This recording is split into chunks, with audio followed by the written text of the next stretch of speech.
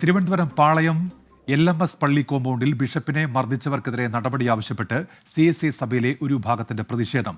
ED, crime branch കേസുകളിൽ ഉൾപ്പെട്ട മുൻ ബിഷപ്പ് ധർമ്മരാജ് റസാലമടക്കമുള്ളവരെ സംരക്ഷിക്കുന്ന നിലപാട് സർക്കാർ തിരുത്തണമെന്നാണ് ആവശ്യം.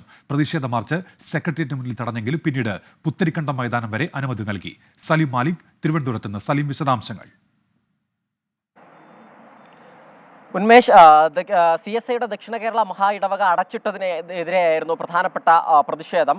ഒരു വിഭാഗത്തിന്റെ പ്രതിഷേധം മാത്രമല്ല, മറ്റു ചില വിഷയങ്ങൾ കൂടി ഈ പ്രതിഷേധക്കാർ ഉയർത്തുന്നുണ്ടായിരുന്നു. പ്രത്യേകിച്ചും ED, ക്രൈംബ്രാഞ്ച് ഉൾപ്പെടെയുള്ളവർ ഈ കേസ് ഇതുമായി ബന്ധപ്പെട്ട് നടത്തുന്ന അന്വേഷണത്തിൽ ധർമ്മരാജ് റസാലം ഉൾപ്പെടെയുള്ളവർക്ക് അനുകൂലമായുള്ള നിലപാടാണ് സർക്കാർ സ്വീകരിക്കുന്നത് എന്നതുൾപ്പെടെയുള്ള വിഷയങ്ങൾ ഉന്നയിച്ചുകൊണ്ടായിരുന്നു ഈ റാലി നടത്തിയത്. റാലിയും സമ്മേളനവുമായിരുന്നു ആദ്യമേ ഇവർ മുൻകൂട്ടി നിശ്ചയിച്ചിരുന്നത്. പക്ഷേ കോടതിയുടെ പരിഗണനയിലിരിക്കുന്ന വിഷയമായതിനാൽ ആ വിഷയത്തിൽ ജില്ലാ കളക്ടറോ അതല്ലെങ്കിൽ പോലീസ് കമ്മീഷണറോ ഉചിതമായ നടപടി സ്വീകരിക്കണം എന്ന് ന്യൂനപക്ഷ കമ്മീഷൻ നേരത്തെ തന്നെ റിപ്പോർട്ട് നൽകിയിരുന്നു. അതിന്റെ കൂടി പശ്ചാത്തലത്തിൽ സെക്രട്ടേറിയറ്റിന്റെ മുൻവശത്ത് വെച്ച് ഈ പ്രതിഷേധക്കാർ റാലിയുമായി എത്തിയപ്പോൾ ഇവർ പോലീസ് തടയുന്ന സാഹചര്യമുണ്ടായി. ഏകദേശം 1000-ലധികം ആളുകളായിരുന്നു ഈ പ്രതിഷേധവുമായി ബന്ധപ്പെട്ട് പങ്കെടുത്തിരുന്നത്. അതിനുശേഷം ഈ പോലീസ് തടഞ്ഞതിന് ശേഷം പോലീസ് ഉദ്യോഗസ്ഥരും ഒപ്പം തന്നെ വിശ്വാസികളും തമ്മിൽ ഏറെ സമയം വാക്കേറ്റമുണ്ടായി. വലിയ നിലയിലുള്ള മുദ്രാവാക്യങ്ങൾ ഉൾപ്പെടെ ഇവർ ഉയർത്തി. അതിനുശേഷം പ്രതിഷേധക്കാരുമായി ഉയർന്ന പോലീസ് ഉദ്യോഗസ്ഥർ DCP ഉൾപ്പെടെയുള്ളവർ സ്ഥലത്തെത്തി സംസാരിച്ചു. അതിനുശേഷം പോകാൻ പുത്തരിക്കണ്ടം മൈതാനത്തേക്ക് റാലി നടത്താനുള്ള അനുമതി നൽകുകയായിരുന്നു. അത് റോഡിന്റെ ഒരു വശം മാത്രം തുറന്നു നൽകി. ഒരു വശത്തു കൂടി